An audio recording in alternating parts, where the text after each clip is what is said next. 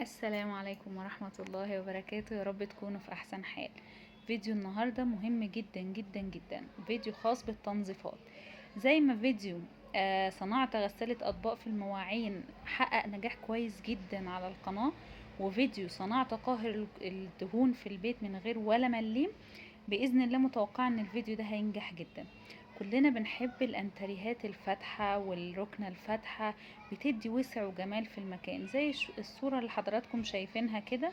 انا بحب الستايل ده جدا، لكن في مشكلة سواء انتريه زي كده او ركنة زي كده. انا الركنة اللي عندي زي كده، الفواتح دي بتتوسخ بسرعة جدا جدا.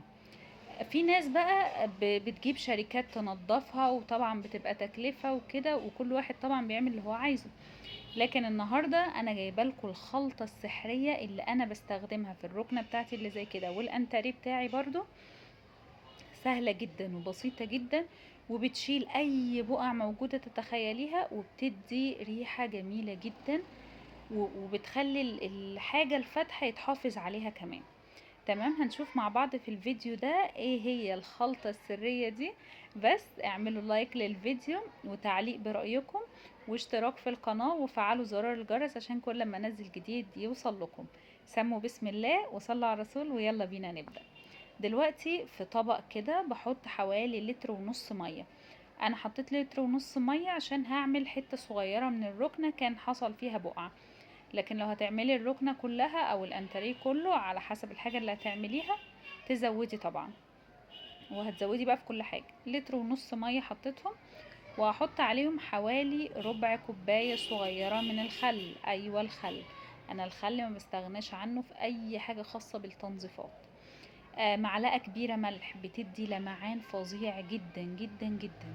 وطبعا يعني عارفين عن الملح ان هو خاص بالطاقة السلبية، يعني بيبعد الطاقة السلبية وكده. اي حاجة بقى معترة، انا عندي من لاستر المعتر اللي هو العود. عندك بقى شاور جل، خدي شوية صغيرين منه. عندك كلوروكس الوان، اي حاجة المهم بتدي ريحة. تمام، ريحة حلوة كده، لان الريحة دي بتفضل قاعدة في الاساس فترة. تمام، بنحط كل ده على بعضه في الطبق اللي هو بنحضر فيه الخلطة بتاعتنا، وبنستخدم كمان عليه سواء صابون مواعين او مسحوق غسيل. انا ما كانش عندي مسحوق غسيل فاستخدمت صابون المواعين، سواء ده او ده مفيش اي مشكلة خالص. تمام، بتحطي شوية حلوين كده وبتقلبي بقى وتمزجي كل المكونات دي مع بعضها. بنصحكم ترجعوا للفيديوهين اللي قلت عليهم في اول الفيديو، بتاع صناعة غسالة أطباق في البيت من غير ولا مليم، لأن بصراحة هتفرق معاكم الطريقة اللي استخدمتها في الفيديو جدا وحقق نجاح يعني ما كنتش متوقعاه. وكمان الفيديو بتاع صناعة قاهر الدهون اللي عملنا منه عيون البوتاجاز. احنا دلوقتي قلبنا الخلطة دي كلها على بعضها وخدتها على الركنة. فردت طبعا فوطة على الحتة اللي انا هعملها. شايفين الليفة بتاعة المواعين دي؟ انا طبعا مستخدمهاش للمواعين، جايباها ومخصصاها للاساس بتاع الشقة. تمام، بتفضلي تقلبي بيها الخليط اللي حطيناه على بعضه لحد ما يعمل رغوة كده معاكي. الرغوة دي بتفرق معايا في التنظيف، وهتقولوا لي طب ما هي الرغوة دي هتسيب اثر على الحاجة وتخليها مجليطة كده ومش حلوة. هقول لكم لا خالص، هتشوفوا معايا بس الطريقة دي. لون الركنة بتاعي اللون الشيك جدا جدا، لكنه بيغلب جدا جدا. هنا اتحط كوباية في المكان ده، فطبعا عملت بقعة مكانها. تمام، فقلت هاخد الركن كله بقى مع بعضه اغسله واوريكم في نفس الوقت الطريقة. في طريقة تانية ناس كتير كانت بتستخدمها وبتشكر فيها جدا، هوريها لكم برضو وليكم حرية الاختيار. ده غطا حلة زي ما حضراتكم شايفين كده، بنفرش فوطة تحتيه. الفوطة اللي بتستخدميها في التنظيفات تكون فوطة نظيفة. الفوطة دي بتحطيها الأول في الخليط اللي احنا عملناه مع بعض، تحطيها وتدعكيها فيه وتعصريها كويس جدا.